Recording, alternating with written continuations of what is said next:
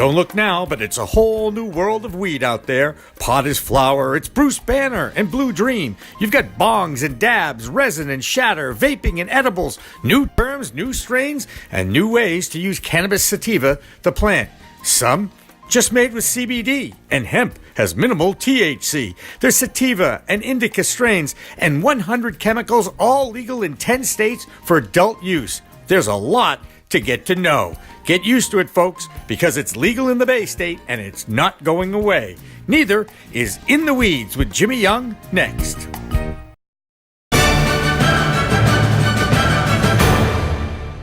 Revolutionary Clinics is just one of 49 medical cannabis dispensaries in Massachusetts, but there's a reason why it's one of the most popular. It's their patient-first philosophy. All day long, they teach, they educate, they communicate about this complicated plant called cannabis sativa. That's true whether you visit their Cambridge location in Fresh Pond at 110 Fawcett Street or at 67 Broadway in Somerville. Revolutionary Clinics, where the patient comes first. Hi everybody, welcome to another special edition of In the Weeds with Jimmy Young. Today we are on location at the Seed to Sale show here at the Heinz Auditorium in Boston, Massachusetts, and it's the key National Cannabis Industry Association event of the year, and it's right here in Boston. They also do two more of these. I believe it's in LA and in New York. Joining me is an author, an entrepreneur, and a native of Massachusetts, Ashley Picllio. Thank you so much for putting up with me. You are with the Point 7 group. Point 7. Yes. Tell me about the Point 7 group. How did this happen, and how did somebody like you from Franklin, Massachusetts end up in the cannabis business? Yeah, I mean, much to my parents' surprise, that's part of it. I don't think anyone saw this coming for me. So I moved to Colorado at the end of 2013, so just before adult use was legalized there, and I started Point 7 about 2 years later. Between starting Point 7 and moving to Colorado, I was served as the head of operations, marketing, and sales for a vertically integrated facility there. So I had a lot of people under management and was overseeing basically every department, every division. It was a total crash course in all things cannabis, and that was an incredible experience that basically paved the way to this. So at the end of 2015, I started recognizing that states like Massachusetts were looking to Colorado for learning purposes. Mm-hmm. How do we do this better? How do we avoid the same mistakes? I think Colorado was an incredible model, certainly not without some faults, but I think overall the program was very successful, and I think it allowed states like Massachusetts and Maryland, Pennsylvania to develop programs that make sense and cherry pick the best regulations from other markets where we're already seeing legalization. So I started this to consult with groups that had no idea how to get into this and didn't really understand the process of going through licensing and permitting. And since then we've scaled. We have a team of marketers, facility designers, operational consultants that will actually go as far as working in your facility, training your staff, and setting everything up. So it's been a ride. So it's a consulting service with a lot of different deliverables. Yep, exactly. But there is a female infusion of leadership in this company. There is, yeah. Which I have a tremendous amount of respect for. I did go to your website and I saw all the little icons and all the little things you guys do, and I was thoroughly impressed. Thank you. And then I met her and I was even more impressed, to be honest. Ashley, tell me how important it is for you as a female to be a successful businessman in what I saw mostly men in this business. I'm happy to see more women coming into the space. I don't think it's anywhere near where I would like it to be or where the industry needs it to be, but overall I think that women, that's this entire basis of this book, which we can talk about next, but there's a lot we'll talk about the book next. Yeah, there's there is an influx of women. I think a lot of the challenges relate to fundraising, and it's important to remember that even if this industry is more inclusive, which in some ways I think we're moving there, other industries that are working around ours, like fundraising, investments, banking, all of these things have historically been male dominated. So even if our industry is more inclusive, we're not operating in a vacuum. And I've been fortunate enough to not have to fundraise. I own the business outright. But I've started the process of, thinking about that. And as soon as you do, you realize there are not very many fund groups. I don't know if I can think of any in the space that are, predominantly women-owned. So as a business owner, and as someone who influences other clients all over the country, I think it's my responsibility to have, a model business as far as diversity goes. So we're a certified women-owned business. We went through that process last year, and we definitely have some men on our team, but it's very women forward. And I love working with women. When we have a lot of female clients that are just total badasses, and we love them. So I'd like to see this, I'd like to see this continuing. I'm not happy with where we are, but it's a start. You're driven by success. Yeah. Now I got to ask you about the book, because you're sitting here. Yeah. I'm going to hold it up. Breaking the Glass Ceiling. Breaking the Grass Ceiling. Usually, keyword, thank you. Usually I do well with a script. In that particular case, I screwed it up. Breaking the Grass Ceiling, Women, Weed, and Business. And you wrote this. Why did you write the book? Yeah, so I get asked that a lot. Of course. Well, first question when you talk to an author. Why'd you, this is like, interviewing 101 here. Yeah, go ahead. Yep. So it was interesting. I actually submitted a panel to South by Southwest, which is a major conference in Austin, Texas every year. It's part business, part music, part film. And I submitted a panel called Breaking the Glass Ceiling, which was myself and 3 other women that have been total pioneers in the space. And a little while later, must have been a couple months later, after we learned that we were accepted to participate at this, which is, South by, considering it's in Texas, has not always been very cannabis friendly. So this was a huge deal to get this panel accepted to talk on a main stage in front of people that are, it's not a cannabis conference like we're at today. So anyway, about a month or so later, the point of contact that we had said, hey, if any of you on the panel have ever written a book, we'll put it in the bookstore. And there you'd have a book, next to Tim Ferriss's book and every other major author. And I'm like, this could be really interesting. So what a lot of people don't know, the book came together in 45 days. Lauren and I kind of slaved away at getting it done. Tell me who Lauren is, because I'm not sure everybody knows who Lauren is. So Lauren and I grew up together. Both from Franklin? Yeah, she's actually from Franklin as well.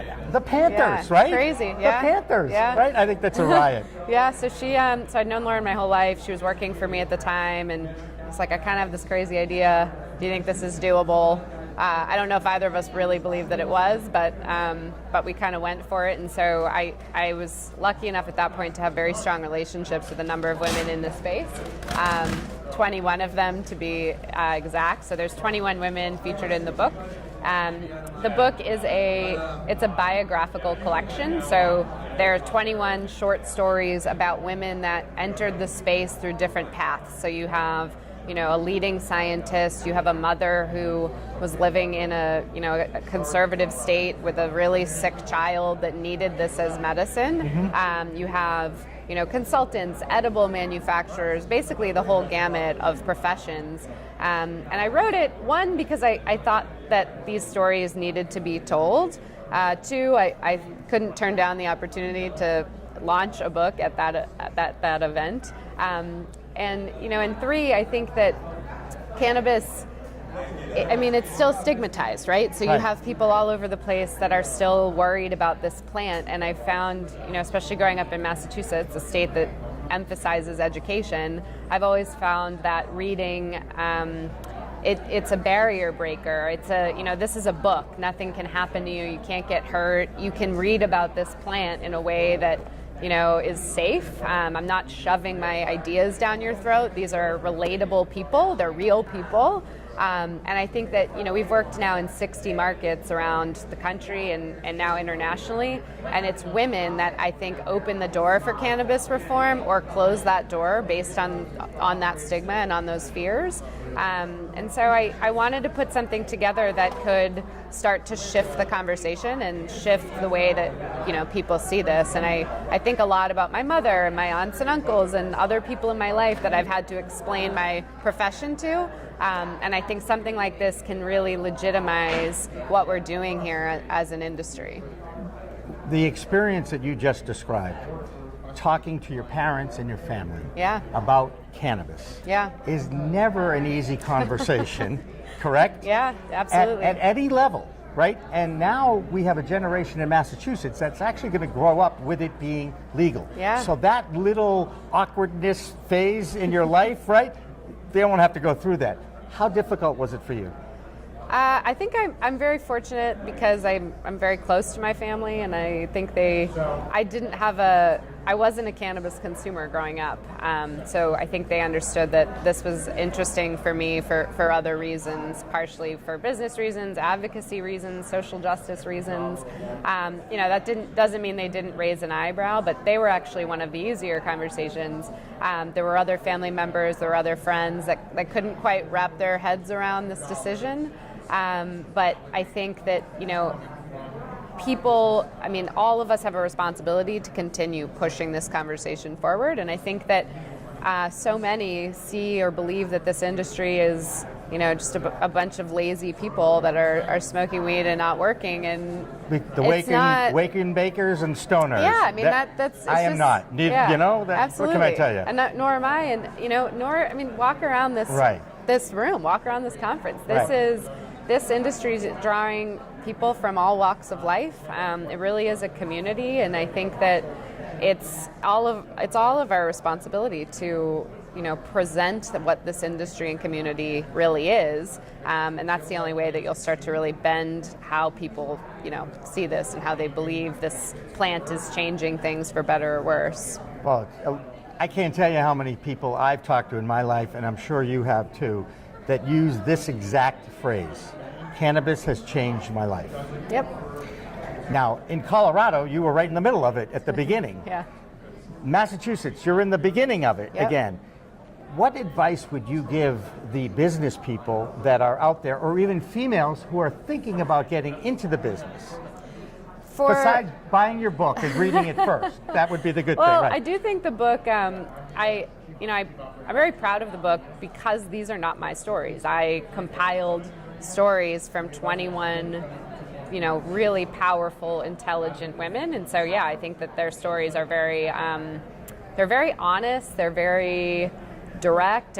They're sharing where their businesses went sideways. Some of them have pretty heartbreaking stories, and I think that we can learn a lot from that. And I really appreciated how open most of these women were about telling not just the good, but some of the really challenging things that they went through. So I think to answer the second part, the advice to women, there's, one of the things that we hear a lot when we're working on the consulting side of the business, people are, they think that cannabis is growing, manufacturing, or retailing, and I think it's more, obviously it's more than that. If you walk around this conference, you'll see it. There's every kind of company imaginable. So that's my advice. Figure out where your strengths are and what you're passionate about, and it doesn't mean that you have to become a cultivator to get into this space.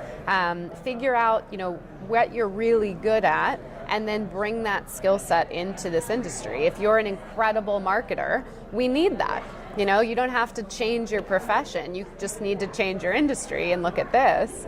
And I think, advice for new operators, certainly looking at other markets and understanding what went well and what didn't is extraordinarily important. We've worked on the consulting side now for enough years to know that putting a hallway in the wrong place could cost you millions over the course of a year or two when you think about optimizing a facility that you're in. So it's very important to choose your team wisely, choose your partners wisely. We invite all our clients to call other clients of ours, read our testimonials, actually get to know, our team and what we're capable of. And I think new operators need to be doing that aggressively for every vendor, for every piece of equipment, because, like I said earlier, this industry is drawing all kinds of people. And for the most part, I think that it's a really good, healthy, happy industry. But there's, like any business, there's less. There are a few that you probably don't want to rub elbows with. So do your homework, do your research, and and never stop learning, because what we're doing as an industry today and what we're going to do next week are different. This is moving, and the second you get comfortable, you're not going to make it. I'm blown away by your maturity, your experience, how you articulate yourself. I mean, holy moly. Now, you know I had 40 years in media. Yeah. You know that media is an enemy of a lot of people. Sure. And from Washington, D.C. on down, let's just say, okay? Yes. But I am dedicating the rest of my life to telling the positive stories of the cannabis business. Thank you for doing that. Well, I like to do it. Yeah. You said find your passion. You'll never work a day in your life, right? I agree. That's don't the work. key. That's the key. You have to enjoy what you do, Yes. so that you're passionate about it. You're enthusiastic every day. You wake up, there's something new, another challenge, right? And I worked with young people for the last 10, actually my whole career, interning and all that. And this is what I preach to them all the time.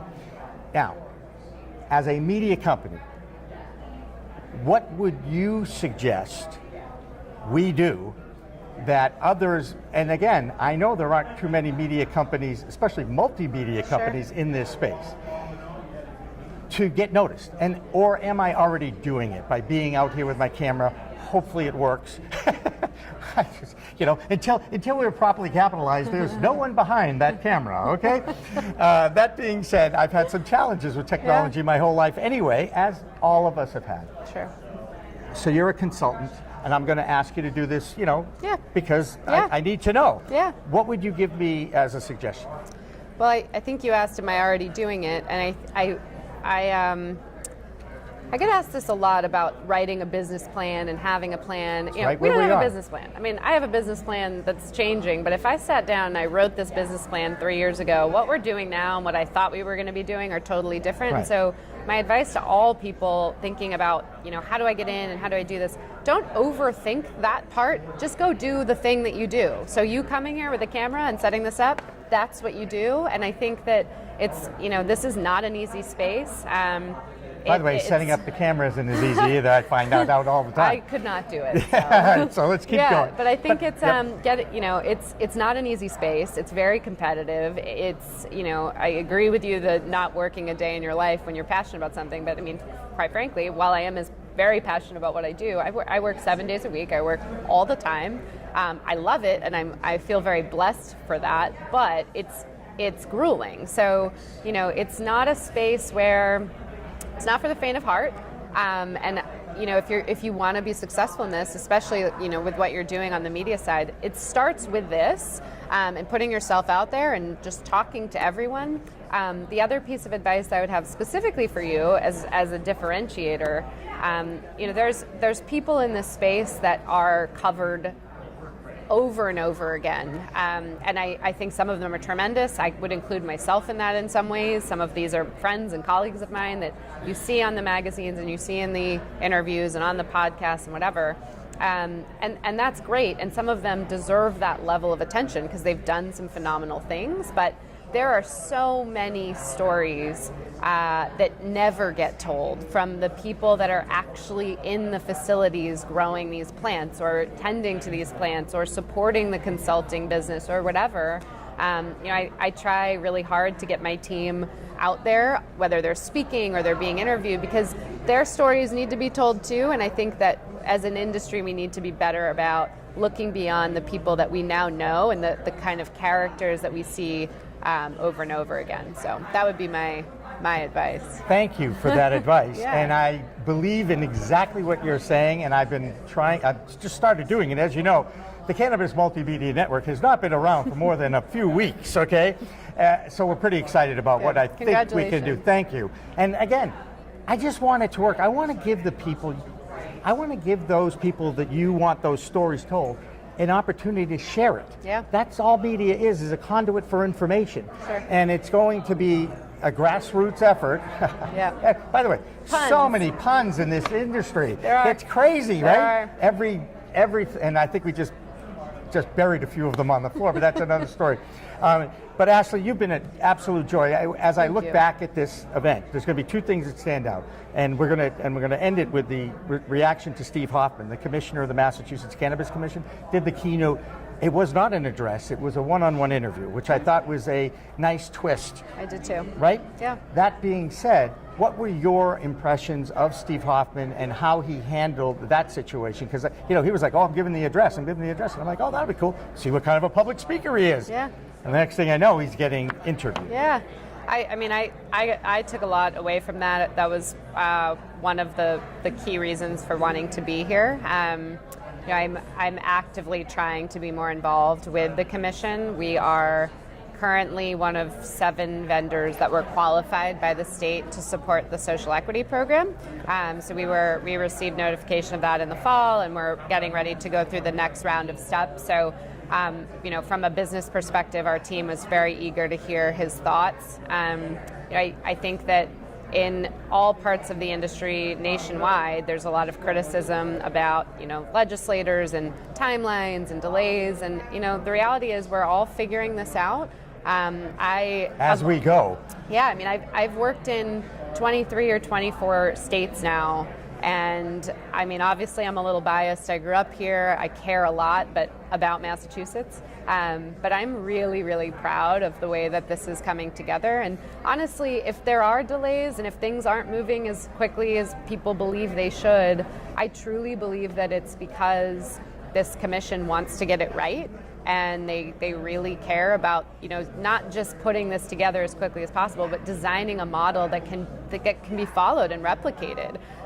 The social equity program here, while there are beginnings of that in other markets, this is the most robust program by far and the most thoughtful, in my opinion. There's so many good things that I think can come out of this, and we're eager to get going. And there's days where I wish it would be a little bit quicker because I really want to dig in. But I really do appreciate the time and the thought that's going into getting this right, because it's far easier to do that than trying to retrofit it later. So I think he addressed that very, very well, and handles any. There will be criticism. I'm sure he's used to that from his consulting days too, and that comes with the territory. So I found it to be quite informative, very direct, and I appreciate candor like that. It's great. Well, he has agreed to come on my show. Awesome. I'm not going to be doing it here. Yeah. And I'm going to be doing it back in my studio with technical support help. Okay. So, and I worship those people because it means I get to just listen to the person and have a conversation with them. And I so enjoyed talking with you. Same. Ashley Picllio is her name. Thank you. The name of the book again is Breaking the Grass Ceiling. Thank you. And her group is Point 7 Group, and the website that you can find out about Point 7 Group is point7group.com. Amazing. For Ashley, I'm Jimmy Young. We'll see you next time on In the Weeds. Don't look now, but it's a whole new world of weed out there. Pot is flower, it's Bruce Banner and Blue Dream. You've got bongs and dabs, resin and shatter, vaping and edibles, new terms, new strains, and new ways to use cannabis sativa, the plant. Some just made with CBD, and hemp has minimal THC. There's sativa and indica strains, and 100 chemicals, all legal in 10 states for adult use. There's a lot to get to know. Get used to it, folks, because it's legal in the Bay State and it's not going away. Neither is In the Weeds with Jimmy Young.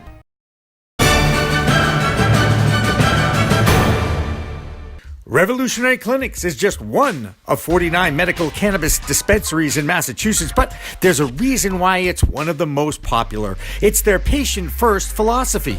All day long, they teach, they educate, they communicate about this complicated plant called cannabis sativa. That's true whether you visit their Cambridge location in Fresh Pond at 110 Fawcett Street or at 67 Broadway in Somerville. Revolutionary Clinics, where the patient comes first. Who are using the same system and all have to accept the state's meticulous tracking as a way of guaranteeing quality and lineage of the strain of the plant. As for the media, Stephen, like so many in the cannabis business, are upset with how traditional media is covering the rollout of the new industry. 3, 2, 1. Now, there are 48 other active dispensaries